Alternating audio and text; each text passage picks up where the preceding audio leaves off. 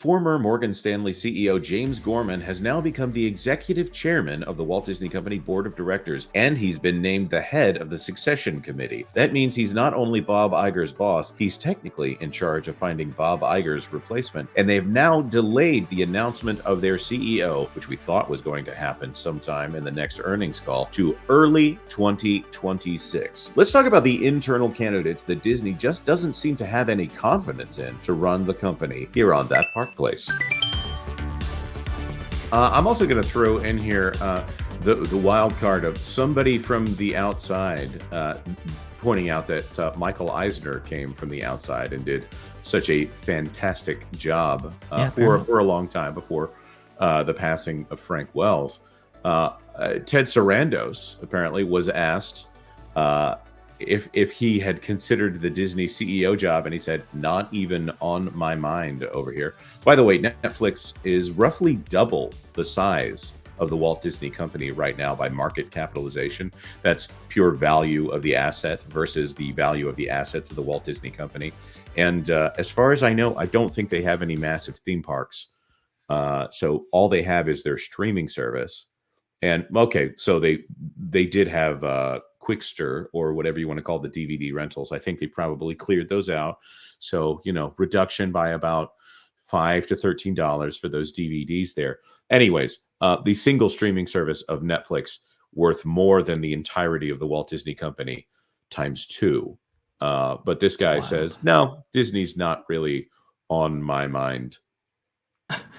Yeah, which is funny because we ask Bob Iger all the time what's on his mind when it comes to the future of streaming or the streaming players and so forth, and he says Netflix constantly. So that's an interesting dynamic that you have there. But you were talking about outside hires and everybody and looking outside.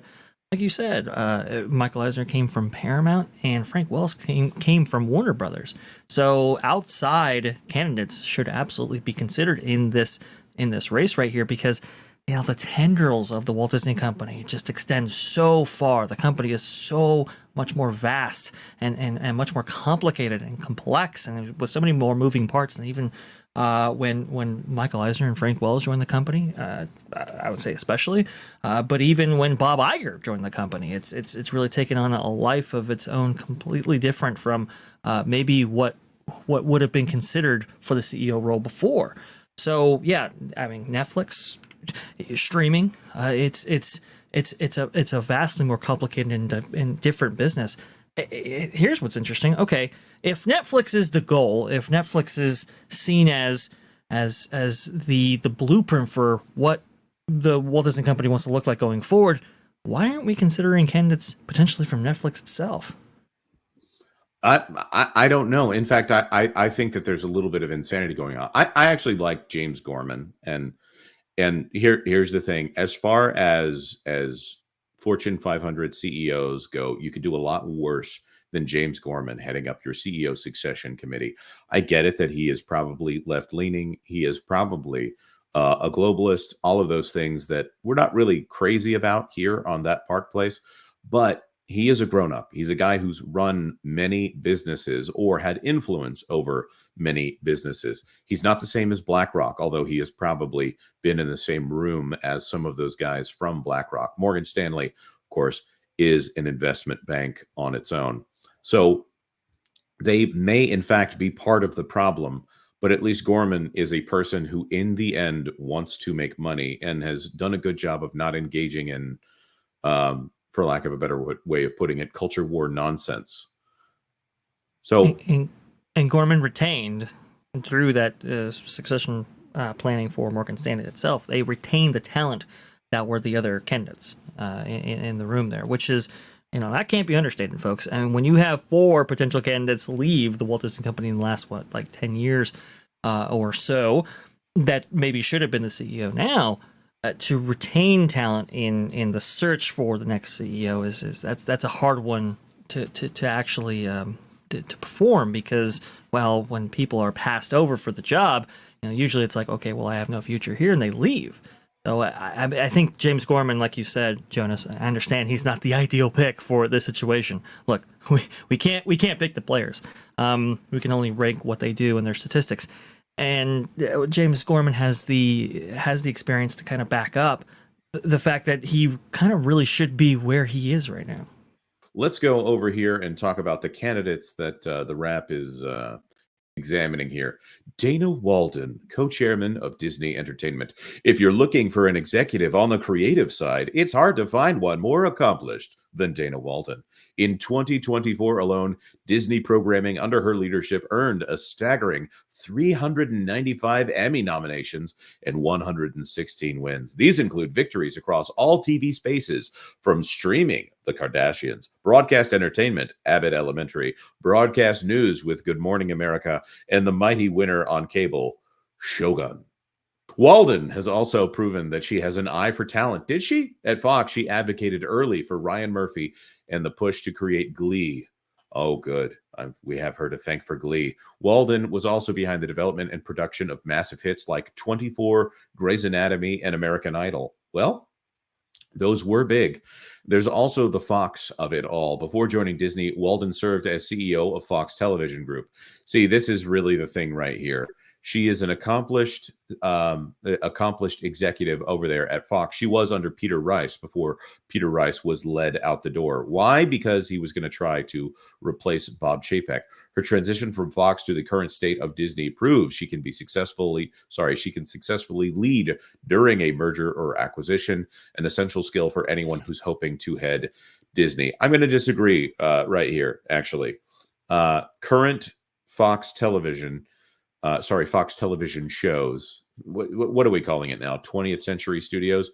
Other than the Emmy Awards, and it sounds funny to say other than the massive number of awards, not actually doing that hot. Most of the things that are successful for the Walt Disney Company are catalog titles on Hulu. So I don't know that I fully agree with what the Wrap is saying here. You see, Dana Walden's interesting. She's an interesting figure because, like you mentioned, Peter Rice, and this really recalls to mind what actually happened with that whole thing. Because remember, Dana Walden helped hold the knife that took out Peter Rice. When asked what she thought about it, because it was pretty controversial at the time. I mean, the entertainment press just lost their minds that Bob Chapek would usher out somebody of such prominence in Peter Rice. Dana Walden was like, oh no, I'm fully back Chapek and his decisions, and I think it's a good move and all this kind of stuff. And it was like, whoa, didn't quite expect that. And then she would take that same knife and stab Bob Chapek with it.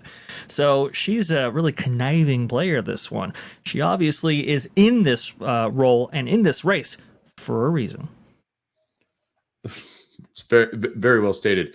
Now they're saying here that she doesn't have any parks and resorts experience. Of course, she doesn't, because she's a television executive. They say that may be an obstacle, but not an insurmountable one with the right team. Critics note a lack of deal-making experience. That's true, though her advocates note she was deeply involved, along with Bergman, in strike negotiations last year. This is one of my favorite, because they stumble into one of my pet issues. She also lacks experience in the film industry. The acquisition of the highly lucrative Bluey proves she may have a good eye for talent in the children's space, which is vital for anyone hoping for this job. But as many in Hollywood know all too well, the movie game isn't the same as the TV game. You guys want to point out the issue here? Bluey's not a Disney production. Well, you never know. You never know by watching the TV channels. When I was in the resort last weekend and I was looking through the flipping through the channels on the TV, Bluey was on at one point 24 hours a day. Yeah. It's wow. It's the greatest thing on Disney Plus right now, and it's something that Disney has no hand whatsoever in the production. Well, there's a small, there was a little note one time that Joe Brum, who's the creator of Bluey, said, I guess Disney might have some say on some level, but they don't interfere. Bluey was an afterthought. BBC Studios, which is the rights holder for Bluey internationally, Ludo Studios, and ABC, the Australian broadcasting company within Australia, they said, hey, Disney, do you want this? And they said, yeah, sure. And do you want the theme park and merchandising rights? And they said, no, thank you. We'll be focusing on Disney-owned IP. So is Dana Walden, does she have a great eye for talent? Not so sure. Oh, and here's a great one. Walden has a close relationship with Vice President Kamala Harris, a close friend for more than 3 decades. Should Harris win the presidency, that could only help Walden's positioning as a would-be CEO. I love that line because that is something we have talked about at length, not only on this channel, but also on WWE Pro. And I take issue with the whole thing that that doesn't have any parks experience. Here's her walking Disneyland Paris with Bob Iger as soon as he came back with a Starbucks, no less. She has parks experience. She's walked through them once. Oh, was she attending the royal breakfast feast there? Because I just look at that picture and all I see is RBF. Indeed. And this is all actually the candidates that we're going to be talking about today, actually attending, I believe, that year's Oscars. So very, very interesting. With Josh, when you every time I turned on my resort TV, the first thing that greeted me was, "Hi, I'm Josh," and I was like, "Oh, really?" Like, and they have a function on the TV that lets you like connect your device to it so you can watch your streaming services. It doesn't work. It works for a little bit and then it stops working. And when it stops working, the first thing you see is, "Hi, I'm Josh," as if I couldn't hate you more. We all mocked Michael Eisner back in the "Hello, I'm Michael Eisner" era of the Walt Disney Company, but I kind of miss that, the idea of an affable CEO. And I think Josh D'Amaro would try for that. He's no Michael Eisner. He really, really is no Michael Eisner. No. But there was something to be said for Eisner considering himself the next Walt, as he's been accused of in some books. At least that meant that he wanted to be a continuation of Walt's legacy. Whereas I think when it comes down to it, Bob Iger probably views Disney as an unfortunate afterthought of a merger that happened in 1990 when he was at ABC. I think he just likes the fact that Disney is the bigger name. Of course, the thing that we keep hearing is that when someone brings up that they have lots of experience at Disney and they know how things run at Disney, that is a negative in Bob Iger's eyes when talking about how to run the company. So it's another reason that Dana Walden would be more favored over someone like Josh D'Amaro, because when it comes down to it, Bob Iger is an ABC executive that's gotten way too big for his britches. Yeah, we always talk about that experience, right? And if you consider failure experience, I don't know if that's quite the experience we need. Oh, that's beautiful. That's perfect. But let's talk about Alan Bergman. Disney will always be a movie company first and foremost. All right. Well, we're done with this one then. Disney is not a movie company. Disney is a theme park company. End of story.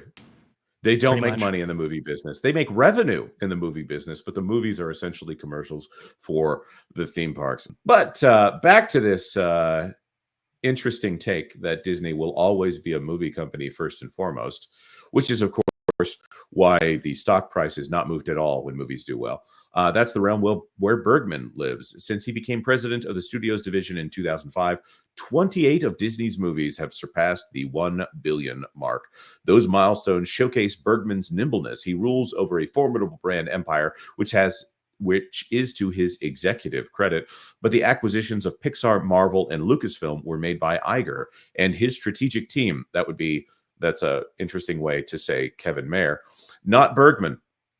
Here we go. Avengers Endgame, Avatar, The Way of Water. That's all James Cameron, just an acquisition thing. Star Wars, The Force Awakens, Avengers Infinity War, all crossed the 2 billion mark, becoming 4 of only 6 films to do so. Bergman also oversaw the massively successful Frozen movies as well. This is, if he can do it, he should do it. However, arguably, it was the creative and executive leadership at each of those brands that drove the brilliance of those movies, including Kevin Feige, Pete Docter, and Kathleen Kennedy. Yep, Kathleen Kennedy. She should take all the credit for Star Wars, much like Walden also doesn't have any experience in parks and resorts. If we want to play this game right here, the only success Star Wars has had, honestly, is when J.J. Abrams kind of ran the show when it came to The Force Awakens. Well, let's be real honest about that. Kathleen Kennedy's involvement was not substantial in that role, as maybe it was for others, for a better or for much worse. I mean, I kind of agree here. yes, did Alan Bergman oversee a lot of stuff? Sure, but I don't know. I've never really heard his name popped up as to why the company's successes were successful at that time. That's kind of my whole thing with that. I've heard a lot more of other executives involved in the creation of those products under his tenure, but trying to attribute to him just because he oversaw those things might be a little bit of a stretch. However, Alan Bergman, the choice between Dana Walden and Alan Bergman is pretty obvious, at least to me. Well, Walden is too tied with one side of the political aisle. And if Disney, this is the thing, that the Disney views this as an advantage, and the people out in California view this as an advantage. But not having ties to either political party is supposed to be the advantage. Companies need to be able to be apolitical. And Disney gave up on that a very long time ago. The fact that Bob Iger wants to be so closely tied with it's more of an event when he doesn't say something that is in line with the current thinking of the political left in the United States right now. That is how tied they are with politics. And if they want to quiet the noise, they need to be much more skilled at people wondering. The average person out there, the normie, the kind of person who doesn't watch that park place, needs to not know what any of the Disney CEO's political stances are. Which brings us to our next person, Josh D'Amaro, chairman of Walt Disney Parks and Resorts. Boo, boo, Josh, boo, liar.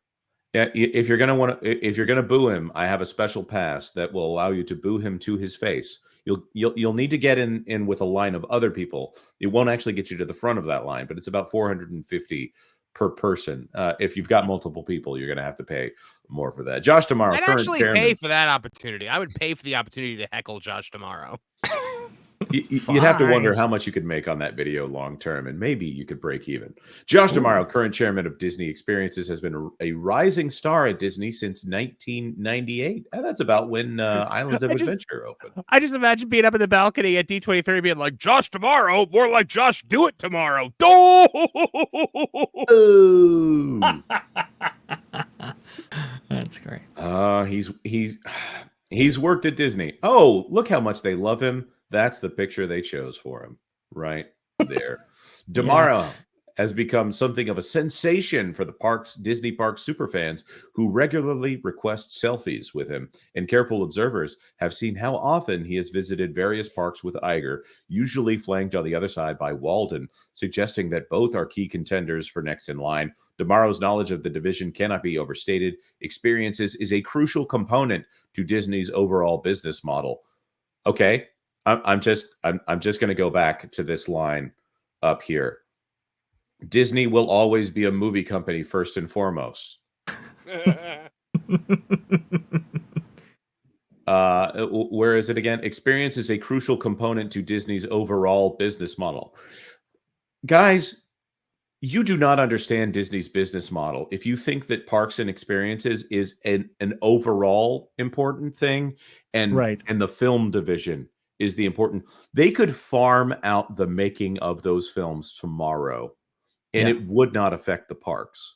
In fact, the parks would probably be better off. The parks, if television should be 20% of the Disney business. Sorry, no. 40% of the Disney business. Parks should be 40% of the Disney business, and the remaining 20% should be the film division. That is what a healthy Disney company looks like right now. This is the idea. There is a cap.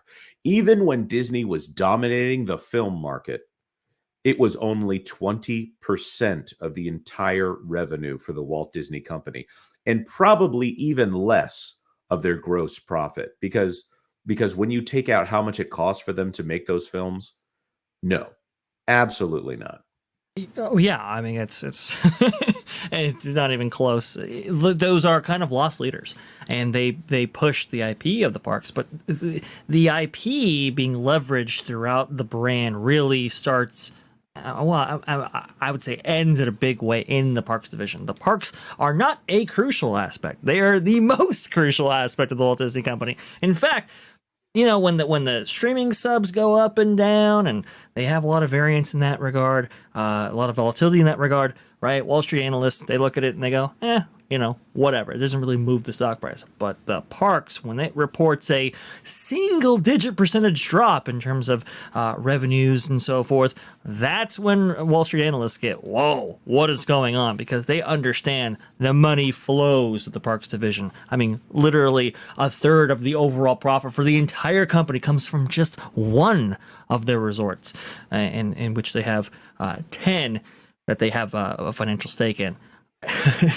It cannot be understated how important the parks are, and that's kind of why Bob Chapek won the fight back in the day, because Bob Iger, I think, understood just how important the parks were to the overall machinations of the company. Well, go ahead, Mark. I think, Vash, when you look at something like this, it's the optics, right? It's more impressive to be a movie studio than it is to be a theme park company. It's exactly that. It is, they always say like the CEO of, McDonald's doesn't have a passion for hamburgers. They don't want to be the CEO of McDonald's. They want to be the CEO of something else. How many companies have tried, like the Xbox? They didn't want to just be video games. They wanted to be a, massive entertainment spanning product. I think the Disney company likes to present itself as, we are this movie studio with this 100-year history, and really at the end of the day, without those theme parks, none of this happens, and they don't like that.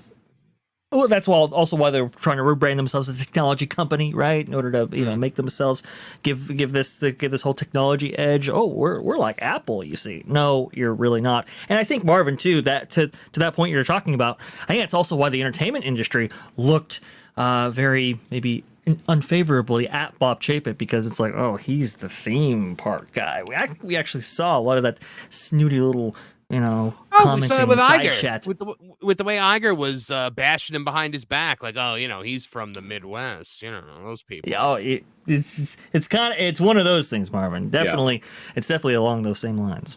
Tomorrow could streamline and expedite things that would have taken much longer under previous regimes, such as drawing up parks attractions plans drawn up before a movie comes out. That's one idea. But it's unclear how creative tomorrow actually is. Still, even unpopular decisions, such as removing Tom Sawyer Island from Disney World's Magic Kingdom to install a Cars attraction, or the possible closure of Muppet Vision 3D, don't seem to stick to him. He keeps on chugging, his million-watt smile beaming proudly. Actually, this is million-watt smile. The parks need to not put anything new into them for a while. This is the thing. You have to wait until something is popular to decide whether or not you want to install something in the parks for the next 20 to 30 years. The parks are supposed to be something that makes money regardless of trends. What is the most recent thing that's going into Epic Universe right now? I'm trying to think if there's anything that is a current property that's going into Epic Universe. Harry Potter? I mean, Super Nintendo World would be, and it's not my real answer here. Super Nintendo World, as an example, that's based, we could say that it's based on Super Mario 3D World, which was on the Wii U, if we're talking about the introduction of that specific art style in 3D. But even before that, it was New Super Mario Brothers U. So Donkey Kong, Super Mario, and the current iteration, really not anything new going into that land. Dark Universe is based off of the black and white monster films. How to Train Your Dragon. Okay, they made a third one. They're still making those movies. They're still making those movies. They're doing the them. live action. But the inception of those are very much established. Right. So the closest thing we have to something new is the fact that the Harry Potter land is calling back to scenes from Order of the Phoenix. And as a hand wave, they're also saying, it's also based off the Fantastic Beasts and Where to Find Them film. Like these need to lag quite a bit. Epic Universe is going to do just fine, and anything new in that park is new IP, because it is not a park. It is not a movie IP. It's a parks IP. So this idea that, we need to have a strange. What if they had spent $250 million putting a Strange World attraction into Magic Kingdom right now? What a disaster that would be. What would they have had to have ripped out in order to do that? And really think about this, Jonas. Look at the company's actions in regards to kind of newer IP, right? With like Avatar, for example. Avatar worked out, but maybe like Star Wars Galaxy's Edge. And you would have thought that, that was a very much established IP, but they really based it on the brand new films that came out. And well, that didn't work out so well for them, as opposed to like Tokyo Disney, for example, with Fantasy Springs. They didn't opt for either of those. They opted for very long established animated works, sometimes going back to what in Peter Pan's case, the 1950s, if I'm not mistaken. So, very long established tenures for a lot of this stuff in order to just ensure and make sure that people wanted to actually see these things, not just for right now, but for the foreseeable future. The Hollywood Reporter had an interesting article that is not enough for us to cover the whole thing, but I did want to get to one aspect here. Kim Masters and Alex Weprin from Hollywood Reporter. But right here at the end, this is talking about Bob Iger. But he didn't learn from the demise of Michael Eisner, who eventually seemed to believe he was Disney. All the adulation that comes to a successful CEO can create that illusion, but Walt's nephew Roy disagreed, and in the end, so did shareholders. The late John Dolgan once said to me, "Nobody walks away from the table in this town. You think the Queen of England wants to be just some rich old broad, but the Queen of England was actually royalty. In Hollywood, no one is, however sweet the Kool-Aid may taste." Thanks for watching That Park Plays News. For more information, consider checking out www.thatparkplace.com. And don't forget to subscribe, share, like, and send this out on your favorite social media accounts.